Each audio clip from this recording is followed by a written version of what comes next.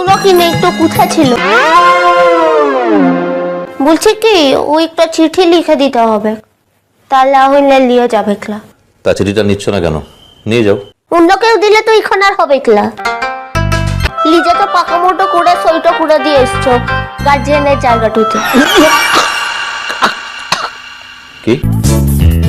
আমি পাকামো করে গার্জেনের জায়গায় সই করেছি? হি করেছিস তো।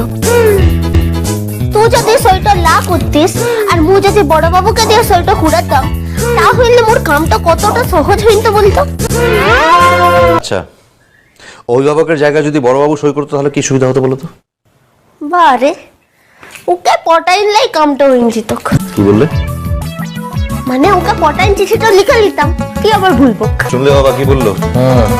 এ নাকি ভালো ছাত্রী, ভালো কলেজে পড়ে। ইষ্টি কুটুম সোম থেকে রবি প্রতিদিন দুপুর 2টায়।